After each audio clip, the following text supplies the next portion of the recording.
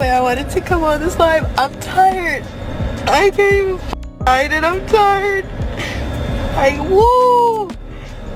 Do it. There's somebody us right now in a way that I'm just like, you know what? Do it.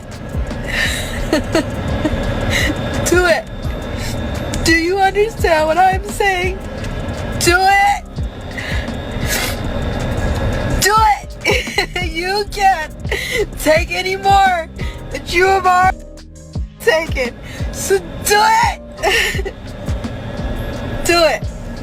I'm anti-establishment, so I can never be the establishment. You know what I mean? Like, even if I'm at the Diddy party, I'm there to tell. You see what I'm saying? Like, I'm there to see who the is in here and what do y'all get from being in here. So nobody likes to have me around. I'm there for bad intention. Well, Diddy got saved after all, and now word on the street is he's gonna come after everyone that blew his case open. Katt Williams, Big Homie Double C, Jack. Looks like Diddy just dodged the bullet. But now the buzz on the streets is that he's ready to unleash hell on everyone who helped crack his case wide open. Katt Williams, Big Homie Double C, Jaguar Wright, and every single name that's been pulling the curtain back on his dark empire. But the one who's in the most immediate danger? That would be Ally Carter. And insiders say Katt Williams is literally pleading with her to protect herself. Ally recently went live after Diddy's verdict hit the news, and the stuff she revealed? It's not just disturbing, it's chilling. You could hear the fear in her voice. Don't give us her desk is she's and the FBI loses so and then they get insulted when you tell them, why aren't you doing your job? So don't give it to them. You can't give it to them. I don't know what else to do. So we have an interview coming out with the amazing Miss Miracle Sims on God, Sex, and Love platform. It comes out Tuesday, July 1st at 7 o'clock. It's our first interview that we've done in a few years, and I'm so happy and so honored that we got to do it with GSL, with Miracle, because thank you, the type of integrity. Diddy's trial didn't go the way the world expected. After all those shocking raids and nearly 2 months of non-stop federal heat, people thought he'd be buried under charges. But in a jaw-dropping twist, Diddy walked away not guilty on nearly everything. The only thing sticking? 2 counts of transporting people for illegal ex-work, each carrying a 10-year max. That's technically 20 years, but let's be honest, he's walking. Legal analysts say the prosecution might push for over 5 years. But others are saying he could get time served or maybe 15 to 21 months. Basically a slap on the wrist for what's being called organized trafficking at the highest level. And that's where people started freaking out.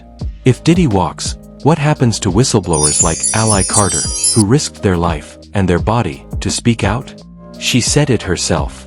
If Diddy gets out, I'm the first one he's coming for. And Katt Williams allegedly told her, stay gone, hide, disappear. But Ally's not the only one dodging shadows. Diddy's alleged ex-bodyguard, Big Homie CC, real name Emmanuel Newton, just told Piers Morgan that he's getting out of the US for good. Said point blank, given the situation, it's best I live somewhere far, far away. Even though he never testified, he's already facing direct threats. And we're not talking online trolls, we're talking someone wants you dead level threats. He made a promise to his mom to stay out of violence, but this has him rethinking everything. He said he's been poisoned, stalked, and marked. Now, if Diddy walks, he knows he's a priority target. This rabbit hole runs deeper than anyone thought, and it's starting to get bloody. You knew these parties were not okay. They weren't freak-offs, they were talk about. But here's the million-dollar question. Why is Ally Carter in the center of this storm in the first place? From day one, Ally said she was one of the minors transported by Diddy. And she didn't hold back. She dropped the names of some of the most powerful figures in the industry. Jay-Z, Beyoncé, Christina Carrorum, and Diddy himself. She even hinted that a former US president was seen at one of these twisted parties. Once you say that, you've officially put yourself on the kill list. Ally claims she saw things most people can't even fantasize about, let alone survive. She talked about humans being chained like animals, forced into dehumanizing sexual rituals while grown men stood by, watching, enjoying, and sometimes even recording. But the most horrifying part? She said some never made it out alive. When they rape a kid and they're bleeding, then that takes more power because there's adrenochrome, there's power, there's control, there's extra money because you're paying to get rough. There's so much that you guys are not realizing. What Ally described wasn't just trauma, it was a war zone for the soul. She said minds were shattered, spirits ripped apart, and bodies used like currency. And then she dropped the term that made everyone go silent. Pig night. Not just a sick party, it was a ritual night, structured and dark, where the goal wasn't just pleasure. It was to extract adrenochrome. That's right, the same substance conspiracy theorists whisper about in horror. After spilling all this, people were shocked that Ally didn't testify in court. But eventually, she popped up, eyes darting, voice shaking, and explained why. She said she was a teenager when it all happened. She's 31 now. That's more than a decade of suppressed horror, nightmares she's been living with silently. If you do the math, it makes sense why she couldn't face the courtroom. And now that Diddy's walking free, she might be running for her life. How old am I for everybody that can you hear me? How old am I? Can we just interact? I am 31 years old. When this happened, everybody say it with me. I was 15. Are we all on the same page? Do you get what I'm saying? When this happened to Cassie Ventura, she was 19 years old. Do you understand? Thank you. Everybody like 31. We're here. Okay. I'm a grown woman. Sometimes I don't look it. That's the idea. Another story for another day. Okay? But Cassie was 19 on this case. We might have to. Ally didn't just speak, she clarified why she was never in that courtroom. According to her, the actual encounters didn't even go down in New York. Everything, she claims, took place in California. And since the trial was unfolding in New York, she was technically outside the court's reach. The way she explained it, she was never legally positioned to take the stand.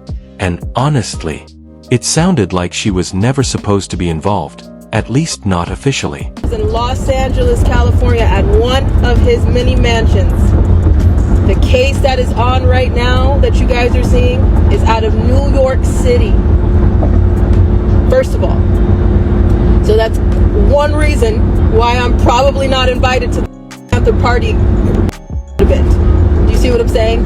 Second of all, I was 15 years old. I am now a 31-year-old. But the more she opened up, the more twisted her story became.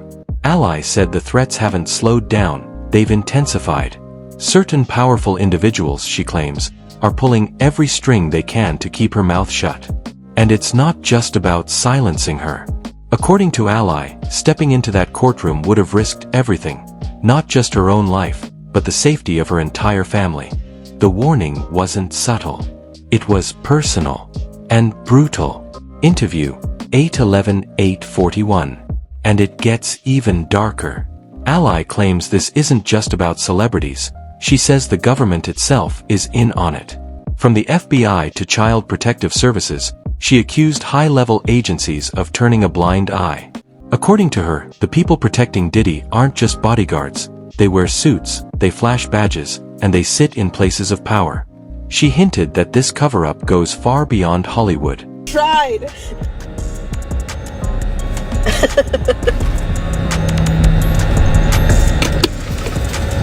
I don't know what else to do. I don't know anybody else on the internet that has shown you the amount of receipts that we have shown y'all. That's going that shot heard around the world that you can't put the bullet back in the gun for that one. You just can't. You can't. And so many will hear that in a way that you can't unhear it and unsee it. So of course, we're not going to talk about the children. Because if you talk about the children, you're going to talk about that unravels the whole chain of what's really. Then out of nowhere, she dropped another bombshell. Ally name dropped Tyler Perry, connecting him to a $260 million lawsuit for sexual assault. Just when you thought things couldn't spiral any further, she pulled another giant into the fire. Actor and filmmaker Tyler Perry sued for $260 million over sexual allegations. The complaint filed in Los Angeles accuses Perry of creating a, quote, coercive, exploitative dynamic with actor Derek Dixon. Dixon was in two of Tyler Perry's shows, The Oval and Ruthless. In a statement to NBC News, Perry's team says this appears to be nothing more than setting up a scam. Ally didn't hold back. She said the system's got a sick little routine: slap these powerful men on the wrist and send them back into the world like nothing happened. Just like they're doing for Diddy, and just like they'll likely do for Tyler Perry. She claimed Diddy's nothing more than a sacrificial pawn, a public distraction, while the real predators, the ones behind the curtain, remain untouched and untouchable. Anybody else at the parties with Sean Combs? There was parties. So you're gonna tell me not one other person was guilty? Not one. Not one at all. Okay. Alright. Right?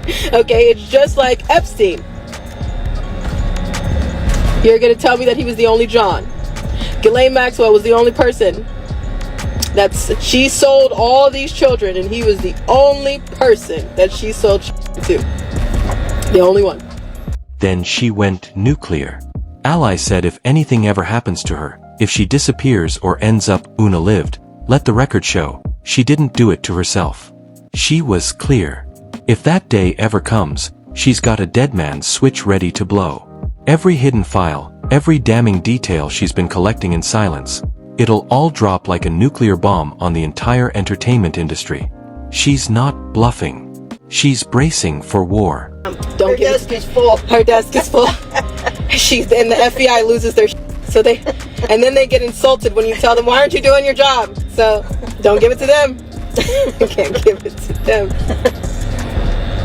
I don't know what else to do. So, Sources say she's already made sure of it. According to reports, Allies handed off parts of her evidence to trusted contacts, including Katt Williams, for safekeeping. That's reportedly why he's still riding with her, standing tall even when it's dangerous. Because if even half of what she's claiming is real, then the rot inside the system runs far deeper than any of us are prepared to accept. And the internet. It's waking up fast. One commenter wrote, Ally Carter better be in court.